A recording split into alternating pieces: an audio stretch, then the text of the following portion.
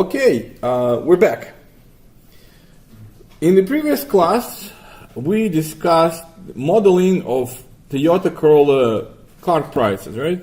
And we based the analysis only on one predictor variable, the mileage, right? So let's go ahead and quickly reproduce the analysis that we did in the previous class. So go ahead and open up Jump, okay? And in the Jump, you probably have the link to the file Toyota Corolla. So go ahead and open it up. There's the file. Okay, so here's what we did. We said fit the model, right? And our dependent variable is the price. Our independent variable is the mileage. So we add that into effects, right? Prices versus mileage. Very simple thing, right? That's what we did. And then you click the run button, you get the output of the analysis. And the main component of the output is at the bottom where it says parameter estimates. Parameter estimates, they give you right there estimate of the intercept and the estimate of the slope that comes with the variable mileage. Another thing that we did in the previous class was testing the hypothesis, right? What hypothesis did we test? We said null hypothesis is that mileage is not important, right? And slope can be set to 0, as opposed to mileage is important. You can't take it out of the equation. It has to stay, no matter how small the coefficient may seem, right? And the p-value for this hypothesis test is right here, okay? Mileage p-value is less than 0.001, so it's much less than 1%. We said reject the null in favor of alternative, and alternative says slope is significantly non-negative, so it has to stay. Mileage is the important variable. And I believe the last thing that we talked about in the previous class was how nicely, how closely my model fits the data. When you're using the regression analysis like that, hands down, the most frequently used way to measure the goodness of fit is what? R squared, right? R squared, we discussed, is the value between 0 and 1. The closer to 1, the better the model, okay? So, my model right now is R squared, that has R squared 0.3556, okay? How do I interpret that value? Well, interpretation is, every time, it has to be problem specific, okay? You got to be specific to the context of the problem that you're discussing. So in my case, I'm going to say that 35.6% of the variability in terms of car prices from car to car is because cars have different mileages. So the variability in mileages explains about 35.6% of the variability in prices from one car to another car. Okay, so one variable single-handedly explains about 36% of what's going on in car prices, okay? Which is pretty decent, but still clearly there is a room for improvement, right? 36% is not stellar performance. It's an okay performance, right? Now, one thing that we need to be aware of is something that's called residual plot, okay? Now, let me ask you this question. What are the residuals? Those are like the errors, right? Every time when I make a prediction using the straight line equation, my prediction is going to be different from the actual data, right? So when I'm using my regression equation, I introduce an error, right? My prediction is going to be away, not exactly the same number as the value of the data. How far away or how close, that error is also called residual, okay? Now, let me show you one amazing data set, okay? So let's kind of go back. Let's forget for a minute about this problem with Toyota Corollas, all right? Let's go to main window, okay, of Jump, and go ahead and open up, go to the Help menu, all right? Open up Sample Data Library. Remember I told you that Jump comes with a lot of data sets, right, pre-built for us to use. So in this folder with data, go ahead and find the file that's called Anscombe, right there, okay? Anscombe, that's the name of the file. Let me tell you who is Anscombe. Anscombe actually is the last name of statisticians, believe he was British, okay? Here is basically a short story behind this data set. In 1960s, statistics was a fairly well-developed science, okay, with a lot of applications. And statisticians believed that if you build a model, regression model, for example, the only thing that you need to look at are numerical characteristics of the model, such as r squared, okay, or look at the slopes and be able to predict your target variable. So, based on few numbers, you can tell everything about the model. That was the mindset, okay? So, you can run the diagnostics of the model, of the regression model, by looking at handful of performance characteristics. That was the mindset, okay?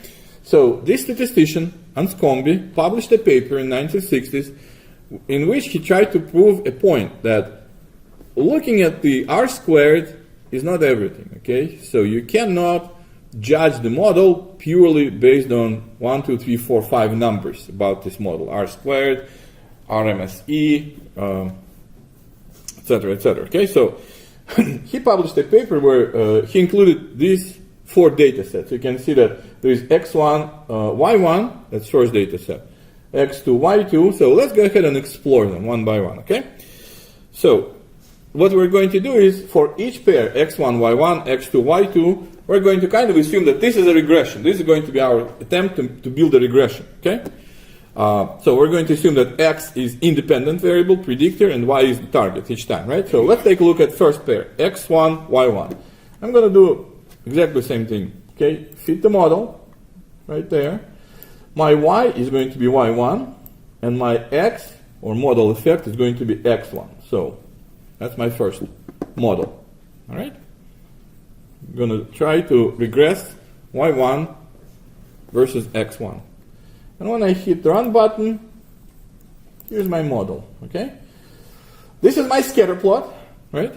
It tells me how x is distributed and how y is distributed. So, would you say that this is a fairly decent, well-defined regression? X goes up, y goes up, right? It's not a perfect dependency, perfect relationship, because the points jump up and down, right? Some of them are above my line, some of them are below my line, but that's expected, right? That's what I would anticipate to begin with. So overall, in general, it represents nicely what happens, right? And look at that. Here is my residual plot, okay? Residual plot, we just discussed, right? What are residuals? Residuals are errors, right? So residual plot shows you the errors in your model, how they are distributed. Now let me tell you, ladies and gentlemen, what we're going to look at today are the residual plot. Okay, this is a perfect residual plot. Okay, when you're looking at residual plot, you have to evaluate that informally, kind of. Okay, the residual plot, the best residual plot, looks like that. All right, you have about half of your residuals or errors positive. That means that your data is above your prediction, right? About half of your residuals are negative. That means that your data are below your predictions, okay? So half above, half below, that means I don't have a bias in the model. I'm not biased towards positive errors or negative errors, right? Negatives and positives balance each other. Plus, it looks like a random cloud of points with no trends, curves, or any other patterns. Okay, so if it looks like a random cloud of points with the uniform thickness, look at that. Thickness of the cloud over here is the same as over here, is the same as over here, right?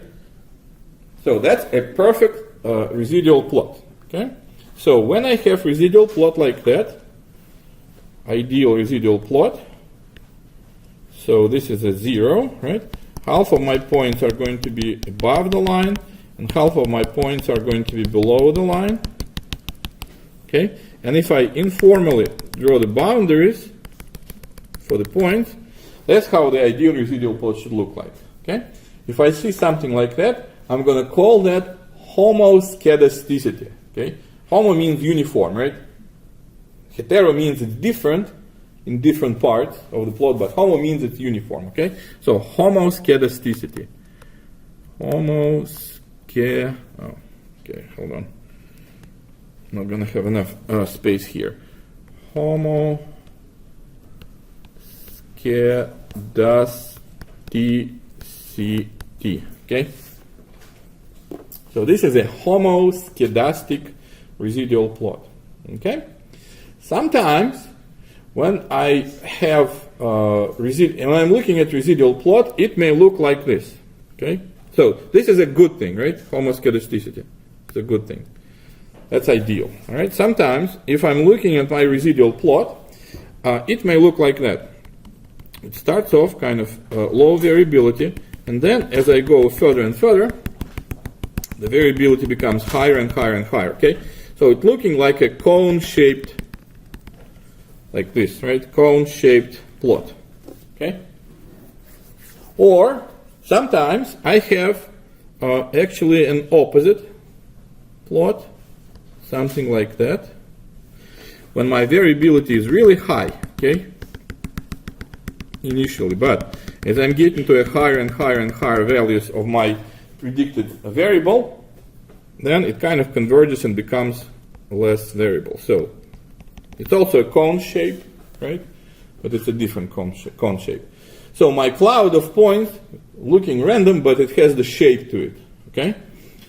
So if I have something like that, this is a problem, okay? That means that my model doesn't capture some aspects of what's going on, right? So this is called not homo, but heteroskedasticity. Heteroskedasticity. Okay? Heteroskedasticity is problematic, okay? So therefore, like that, okay? So this is a problem. That's not the only problem, by the way, that may exist in my data, okay? Another example of the problematic pattern is like that. Suppose, for example, I am looking at the data which shows the curve in the first place to begin with, okay? Something like that. For example, let's say that this is my x, this is my y, and for the low value of x's, I have high value of y, but then it goes like that, okay? So if I'm looking, this is my scatter plot, kind of, right? If I'm looking at my scatter plot, I can see that the points follow the curvature, right? Like this. So that would be the ideal fit for my points, right? But when I'm building the linear regression, the word linear means I'm trying to approximate my points with a straight line, correct? Otherwise it wouldn't be linear. So if I fit the linear regression, it's going to go something like that, right? That's going to be the point, oops, hold on. It's going to be the line of the best fit, something like this. All right, and that will actually find reflection in my residual plot. How so? Over here, in this area, my data, so let me go ahead and plot the residual plot right below, okay, right here. Over here, my data is above the line, right, which means that all of my residuals are going to be what? Positive, right? Data minus the forecast. So, 0 residuals. In this area, all of my residuals are positive. Then, my line, my straight line, is going to be above all of my points, right? Which means that residuals are becoming negative, right? Consistently. So, over here they're negative. And then over here they will start becoming positive again, right? So, if I see a curvature in the residuals like this, this is an indication to me that it is a problem, okay? My model is trying to fit the straight line into something that's not a straight line. The dependency between x and y is not a straight line, right? Something else is going on. So, in other words, your ideal plot, your ideal residual plot is this one, right? This one right here, okay? When you have uniform cloud of points with the same thickness all over the place, okay? It does not increase the variability, does not decrease the variability, and you don't see any lines, curvatures, or trends, anything like that, okay? That's the ideal plot. So therefore, a residual plot can be actually used in order to diagnose your model. Is that a good fit to your data or not a good fit? And that's what Mr. Anscombe was trying to emphasize. So let's go back to our Anscombe set, right? So this is the good or bad residual plot? That's good. That's good, right? Because no lines, no trends, no curves, right? Random, completely random with uniform thickness all over the place. Okay, good. So I'm going to put that thing down, and let's plot another pair of x and y, number 2, right? So go ahead and open up the fit model, just like that. So now my, it says role variable, target variable, right? What I'm trying to model is y2, and my x2 is the model effect, the independent variable, okay? x2 versus y2. Now we're going to click the run button. Aha, what do we see? First of all, this is my scatter plot, right? What does the line look like to you? If I connect my dots with the line, smooth line, what's it going to look like to you? Curve. A curve, right? What kind of curve? Parabola, right? It's parabolic, right? Dependency, okay? And see what happens if I try to... This is the best straight line that I can fit, okay? Is it a good fit? No, obviously not. And look at the residual plot. Residual plot will pick it up, right? So it's pretty much exactly what I drew like 2 minutes ago, right? First, all of my residuals are negative, right? Over here, all residuals are negative. Then they will become positive, so I can see the curvature in my residual plot, which means that it's probably not a good fit. But here's what I wanted to point out, actually. Hold on, I forgot. Let me go back to my first one, okay? The first one was pretty darn good, right? It's PDG, right? My pretty darn good model, what's the R squared? The first one that we looked at. 0.66. Is it decent R squared? It's not perfect, but it's good, right? 66% of Y variability is described by X variability. So it's pretty good R squared.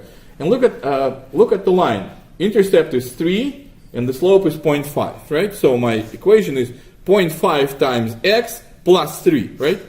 That's the equation of my regression. So that was the first good model, right? Now let's switch back to our second model, which we just built here, right? I'm going to bring it up. We just discussed that this is not a good fit, right? Because points form a curve, parabola, and we're trying to fit a straight line. But if I didn't look at the graph, and I looked only at the numbers, what would I say? What's the R squared? Same exact R squared, right? It's just as good of a fit as one before, right? And what's the equation? Same intercept, 3. Same slope, 0.5. It's the same exact equation with the same exact R squared. Crazy, right? Let's take a look at another one. So I'm going to put that one down, and let's build third model for x3, y3, and see what happens. Fit the model, then we take y3 to be my target, right there, and x3 to be my effect, the only effect, and then I click run button. So, ladies and gents, here is my scatter plot. What can you tell me about the scatter plot? Anything jumps at you? Anything looks weird?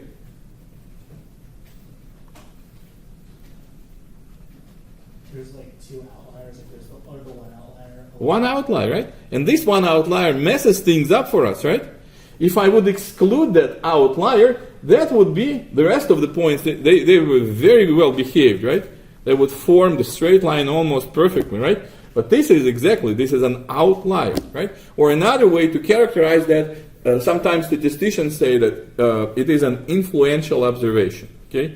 Influential means that it is an outlier, okay? But it is so powerful that it bends the line towards itself. You understand, right? Because the algorithm basically finds the best fit, and that point basically pulls the line towards itself, right? It says, hey, I'm here, so you have to change the slope and the intercept to get closer to me, right? So it changes the regression. But if we didn't have the access to this picture, what would we say about the model? How much is R squared? Same rootin' tootin' 0.66, right?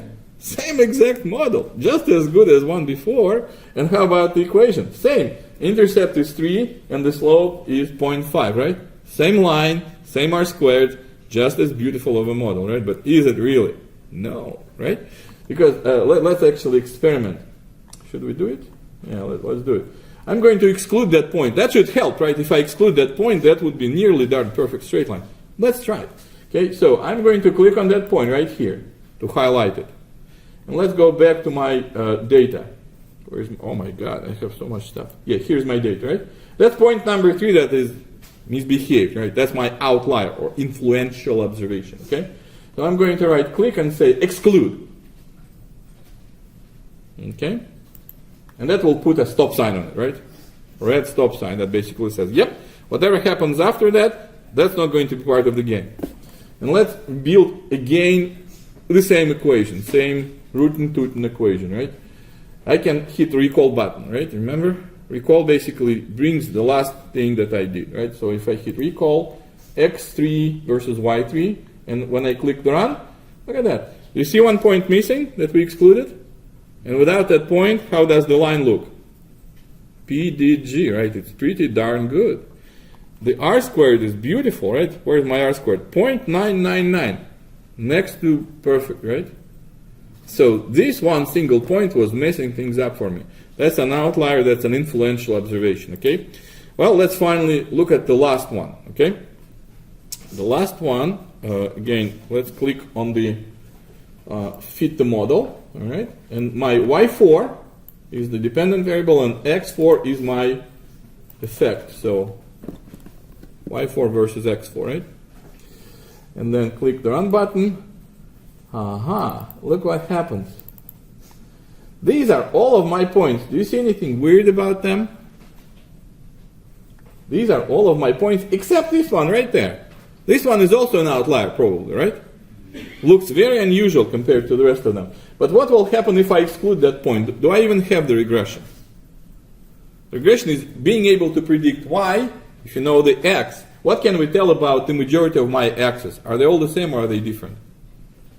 They're all the same, right? They're all equal to 8, right? And for x equal to 8, my y's are all over the place, right? They go anywhere from 5 to 9. So does the knowledge of x equal 8 give me an idea of what y is going to be? No, right? It's not even a regression, quite honestly, right? It's just a mess of points all having the same 1x. There is no equation, right? And this one single point, it says, yep, there is an equation because it's going to go through me. That's clearly an influential observation, okay? It has a lot of what's in statistics called leverage, okay? If I remove that point, the regression is null and void, right? It will not be able to find a direction. But this one point gives it a sense of direction, right? Well, that's a highly influential observation. That one single observation really defines the entire line for you, okay? But so this is a pretty bad model, right? Yeah, but by the way it looks. But if we didn't have an access to the chart, to the residual plot, how much is r squared? Same exact number, 0.66, right? And how much is your intercept? Almost 3, and slope is 0.5, right? Same equation, same r squared. So the point that this gentleman, Anscombe, was trying to make is numbers, diagnostic numbers, such as r squared, right? Or another one here, RMSE, root mean squared error. While being valuable in analysis, in diagnostic, they don't tell you the entire story, okay? You have to be able to look at the scatter plot, and scatter plot can give you an idea how the model can be improved, okay? Make sense? All right. Now let me illustrate, that's the picture that I like to also show when I explain influential observations. Let's say that I have a data set x and y, okay, like this. It's a perfect ball of points, okay, random ball of points, like this. Okay, just like that. Do you see any lines? If I would have to draw the line, the regression line, how would it go? Well, there are multiple possibilities, right? How do I change the color? Let's see here. Let me use the red, okay? All right. So, is that a good fit? No, not necessarily, right? That's not the direction of this cloud. Is that a good fit? No, not necessarily. That's not the direction of the cloud, right? Is that a good fit? Just as good as the previous, right? I have no direction in the cloud, right? Whatever straight line I'm going to try to fit is going to be just as good as another one, right? It has no orientation, it has no direction. But if I put a point right here, one point, which is an outlier, it will immediately say, yep, regression goes through me, right? That's the influential observation, okay? Immediately after that regression, we'll say, yep, this is it. That's your line right there. Because of this one single point, right? That's influential observation. If you remove that point, then immediately regression loses orientation, right? It doesn't know where to go. So that basically brings the concept of leverage. Leverage, the amount of leverage depends on how much your regression changes if you remove that one point. Okay? So going back to the Anscombe data set, here, in this example, that's a point with huge leverage, right? Because this one point tells the regression the direction where to go. Okay? Now, if we go back to the previous one, let me close that. If we go back to the previous one, right there, okay? That point is also influential, right? Because it pulls the regression towards itself, right? But if we remove it, it will just adjust slightly, right? It will be slightly flatter, right? So it will stop tilting towards that point, and it will be a little bit, it will just a little bit, move just a little bit, right? So therefore, this is an influential observation, but the leverage is smaller than in the previous example, right? In the previous example, you remove that point, bam, no sense of direction anymore. The regression is lost. Here, regression still exists, right? It just changed the slope and intercept slightly, okay? So leverage of that point is smaller than in the previous example, okay? Now, how is that important to us? You may ask, so what, right? All these mambo jumbo that you were explaining to us about, the residual plots, how is that important to us? Well, let's go back to our example with Toyota Corolla, right? Because we're still doing the Toyota Corolla example. So, do I still have it? Or did I close it? No, I probably still have it. Yeah, still there. Anscombe, let me close that one. Here, Toyota Corolla, right? Okay, so here is my residual plot. All right? Residual plot where horizontally I have predicted price, okay? Predicted by my regression, and vertically I have residuals, right? Okay, we just discussed that the ideal residual plot is the one where I have no trends, no lines, and it's uniform cloud of points with the same thickness horizontally, right? Well, what do you think? Is that a good residual plot, or does it show the problem? In your opinion? Shows a problem, right? What kind of problem? Well, first of all, there might be a slight curvature, right? You see that?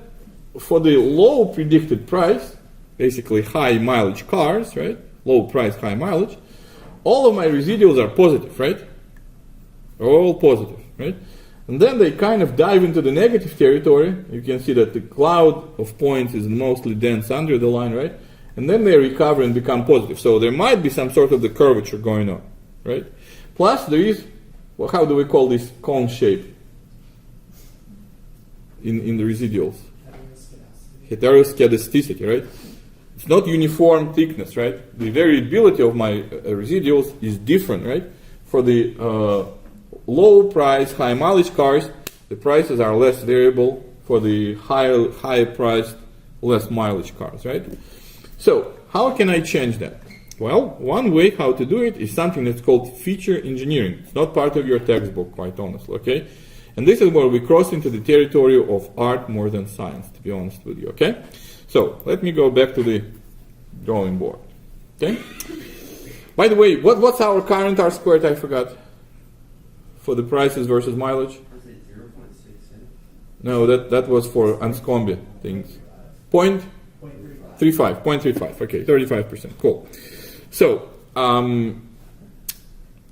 the reason why this modeling technique is called linear regression is because all of my predictor variables, they are part of the equation in linear form, right? So specifically, I'm going to say price equals to, remember the slope, right? What the slope was? 15,800 something, I don't know, 816 or something like that, minus 0.0631 times mileage, right? Mileage. Misspelled it. Okay, so mileage enters the equation in the power of 1, right? That's why this model is called linear regression, because mileage and whatever else we can add is always going to be to the power of 1. Okay, what I saw in my residuals is something like this, if I remember correctly, right? Residuals kind of started positive, and then they became negative, and then they started to be positive again, right? Something like that. And that looks like what? Parabola. Something like parabola. So that means that I can actually possibly improve the model by adding non-linear term to that, right? Non-linear means what? Anything other than to the power of 1. It can be square root from mileage, or it can be log of mileage, right? Log, natural log, for example. Or it can be mileage squared. That probably will take care of the parabolic shape, right? So how about we try that? So we're going to say, what if I add another coefficient? What was that? Beta 0, that was beta 1, and that's going to be beta 2 multiplied by mileage squared. Okay? So here's what I'm going to do. I'm going to treat that as another independent variable in my model. Really, it's not independent variable. Right? Really, it's cheating a little bit. Okay? I'm taking one of my independent variables, I'm squaring it, creating a new variable, mileage squared. I'm going to say, let's forget about any connection to the mileage. Let's call it something. Okay, x2, for example. This was my x1, and that is my x2. Mileage squared, I'm going to call x2. So essentially, I'm kind of back to my linear structure, right? Beta 0 plus beta 1 times x1 plus beta 2 times x2. It looks like linear equation, right? But my x2 actually is the square of the mileage, right? All right, so, and the reason why it's more art than a science is you never know what's going to fix your model, okay? What's going to make residuals look better and r squared to look higher. It can be squaring the mileage, or it can be squaring, or it can be taking a square root from mileage, or taking log transformation of the mileage, okay? So there is huge amount of flexibility, how you can play with your variables, how you can put them in your model just to get a better result, okay? So here's what I'm going to do. Let's go back and let's redo the same analysis, but now including the mileage squared into my equation. Okay, so I'm going to click Fit Model, and I'm doing the same thing, right? I'm using price as my target, okay? And I'm using still mileage as my effect, but now I need to add mileage squared, okay? And here is how it's done. I'm going to say mileage, and this mileage that I just added, so I'm going to highlight them both using the control button, okay? I'm going to cross them. You see the cross button right there? Which means product. I can actually cross any variable with any other variable, right? I can multiply mileage by horsepower, okay? Can do that. So I can do whatever the heck I want. But now I'm trying just to get out as much mileage out of my mileage, pun intended, right? I want to use mileage as much as possible, and then maybe I'll start including some other things into my model, right? So for now, I'm going to try to cross mileage with itself, create mileage squared, right? And then I'm going to rerun the model all over again. So click on the run button, and there it is. Look at that. Here is my regression plot. Remember, in the previous one, do I still have it? Hold on. I don't, right? So let me recreate quickly the previous one. It was just price versus mileage. And when I click the run, this was my regression, right?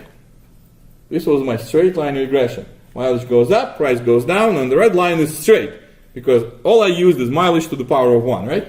Now that I included mileage squared, my regression line doesn't look like straight line anymore, obviously, right? Because I included parabolic part, right? Quadratic part. And it looks like it captures kind of, it goes through the center of my cloud, right, in a sense. So that should be reflected in my residuals plot, right? Residuals plot should not demonstrate these huge problems anymore. Well, let's go down to the residuals plot, and here it is. Is it a better looking plot now than before? Yeah, right? Remember this conic shape that we had, which was heteroskedasticity, right? Which indicated the problem. I largely got rid of this, right? Now it's looking more uniform, right? There's a uniform, more or less, cloud of points. So it's a better model, probably, right? Does the R square show that? What was my old R square? 0.355, right? What's my new R squared? 0.45, right? Is it a better fit? Yeah, it is a better fit. Okay, Michael? Do we ignore the R squared adjustment? Do we just look at the R squared? Yeah, that's a good question, actually. let me get into this area, okay? Oh, because we have some time to kill, right, today.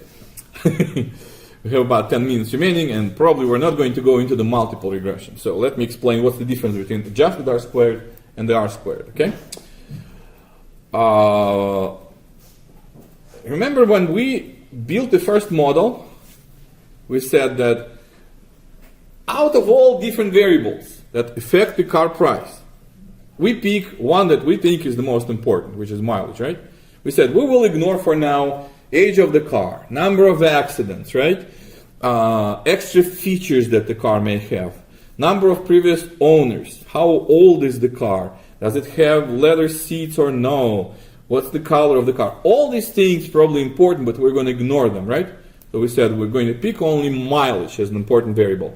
That is called simple linear regression. Simple because you have only one predictor. That's it. Okay?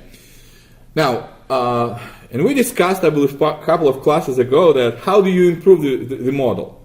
Like our R squared with only mileage is 0.35. Clearly has room for improvement. I want as high R squared as possible. How do I improve my model? Add more components of the reality, right? Stop ignoring the rest of the stuff. Add age of the car, add the number of accidents, add the number of owners, add the number of extra features. The more you add, the closer your model becomes to the reality, right? And what will happen to your R squared? Hopefully. It will go up, right? The more variables you throw into the model, the better it becomes, okay? But here is the deal, ladies and gentlemen, okay? Part of the challenge of building the regression models is interpretability, okay? At the end of the day, there are people who are going to use these models, right? Managers, for example. And sometimes it's just hard, if the model becomes too bulky, too large, okay? It's hard to interpret. Like, for example, I can tell you that insurance companies, okay? Well, let me tell you the story about insurance companies. Insurance companies, when you call insure your car, they'll ask you millions of questions, right? Are you the only owner? You know, or somebody else is going to be driving the car, right? They're asking, you know, did you have accidents in the last 3 years, right? They're asking, oh God, a whole bunch of other, will the car be parked on the street or not, right? Then probably by the zip code they pull the crime rate, etc., etc. At one point in time, when I contacted the insurance company, okay, they asked me my social security number and ran the credit check on me. And my question was, what the hell, right? You're insuring what? You're insuring how am I going to hit other drivers on the road, right? That's essentially the question, okay? What my credit score has to do with anything, right? My credit score tells you if I'm paying bills on time. That's it, right? So how is that important? And basically they told me that it was practice, it was about 10 years ago. It was a practice that started by either Geico or one of those big fat companies. Apparently, what they did is they ran the model like this, okay, and they found out that the risk to get into the accident, actually a significant variable that predicts this risk is your credit score. For some reason, statistics just, you know, the model shows that, hey, this is important, okay? Why? Well, maybe that if you are not paying bills on time, okay, then you are a risky person, so to speak, right? So the way how you handle your money, like you make impulse purchases, you don't pay your bills on time, this kind of stuff, right? It tells about your character. And that probably also reflects on how you drive, right? You take risks. How about I start, you know, how about I cut off this guy right there, okay, right now. So apparently these things are linked, right? Your character in terms of how you pay bills affects your behavior on the road. It's part of the same characteristic, okay? And therefore, it may be that, you know, by running your credit history, credit score, it can tell them something about your character and how likely you are to get into the accident, that kind of thing, okay? So, where I'm getting with that? The more variables I throw into the model, the better the model becomes, or at least hopefully so, right? And the higher R square I'm going to get. But at some point in time, I'm going to start throwing into the model variables that have nothing to do with my target variable, okay? That is called overfitting probably, right? You're adding noise. You're adding variables that have nothing to do with what you're trying to predict. Completely unrelated. But there is some correlation, maybe accidental correlation, and that improves your R squared. So from the purely statistical standpoint, the more garbage you put into the model, the better the model is going to become, right? I'm going to add 10 more variables, my R squared will go up by 0.15. I add 50 more variables, it will go up by another 8%, my R squared, okay? So therefore, people who build models can be tempted or inclined to put as much variables into the model as possible, okay? But we need to keep things clean, right? And R squared adjusted takes care of that, okay? R squared, every time when you add a new variable into the model, it rewards you. It goes up, it says, good job, you just built a better model. Adjusted R squared at some point will start punishing you, okay? The more variables you throw into the model, the lower it will go. So adjusted R squared kind of keeps the balance, all right?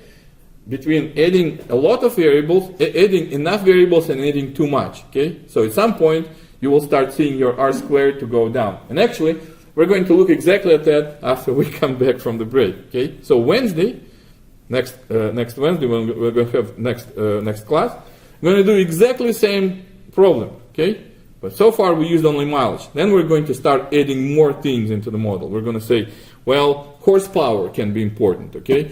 Other things can be important also. So we will add more and more and more variables into the model, and we'll see that your R squared can go up, but at some point adjusted R squared will go down. It will stop. The model will start punishing you for making things too complicated, okay? So this is a long answer to your question. Which one is better to use, right? R squared or adjusted? When we're dealing with multiple regression, it's better to use adjusted. But that's not multiple. That's just one variable, right? We're using only one mileage, right? It's a simple linear regression. But when you add 10 variables, that becomes multiple. When you add 2 variables, it becomes multiple already, right? So for the multiple linear regression, we will always use adjusted R squared, okay? And adjusted R squared will tell you that, hey, up until a certain point, you put more variables into the model, it's good. But when you start overdoing that, when you put too many variables, then it will start going down, okay? So adjusted R squared typically is the weapon of choice when we are discussing multiple linear regression, okay? Any more questions, ladies and gentlemen? All right, so 1:46. Let's have an early dismissal today, right?